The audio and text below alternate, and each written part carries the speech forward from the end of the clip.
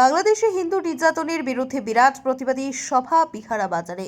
বাংলাদেশে অহরহ হিন্দুদের উপর প্রাণঘাতী হামলা, নির্যাতন, ঘরবাড়ি, মঠ মন্দির ইত্যাদিতে অগ্নিসংযোগের ঘটনার প্রতিবাদে শনিবার সকাল 11টা নাগাদ বিহারা বাজার শেডে এক বিরাট প্রতিবাদী জনসভার আয়োজন করা হয়।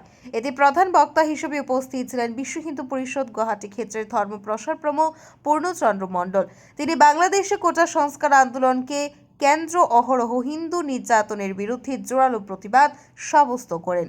তিনি হিন্দু সমাজকে ঐক্যবদ্ধ হয়ে সকল ধরনের অত্যাচারের বিরুদ্ধে শনাক্ত প্রতিরোধ করে তোলার আহ্বান জানান। এছাড়াও বর্তমান সময়ে হিন্দুদের বংশীধারী শ্রীকৃষ্ণের পরিবর্তে সুদর্শন চক্রধারী শ্রীকৃষ্ণের আরাধনার আর্জি জানান। তিনি আরো বলেন, হিন্দু সমাজকে দুর্বল হলে চলবে না, দেবতারাও দুর্বলের রক্ষা করবেন না।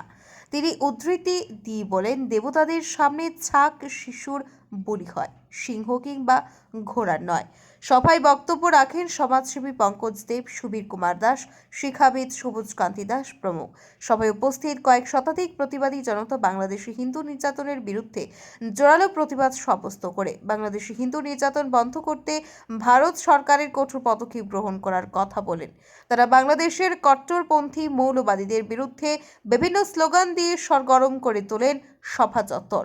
সমাজসেবী দেবাশিস ঘোষের ধন্যবাদ সূচক বক্তব্যের মাধ্যমে সভা সমাপ্ত হয়। ব্যুরো রিপোর্ট, আজকের বরাক। হিন্দু সমাজের সমর্থন তোমাকে দেবে, কিন্তু তোমাকে অভিন্ন নীতি ভারতবর্ষের বুকে আইন চালু করতে হবে। সকলের সমান আইনের সেকুলার স্টেট যদি হয়ে থাকে, সকলের সমান আইন সংহিতা নিশ্চিত করতে হবে সরকারকে।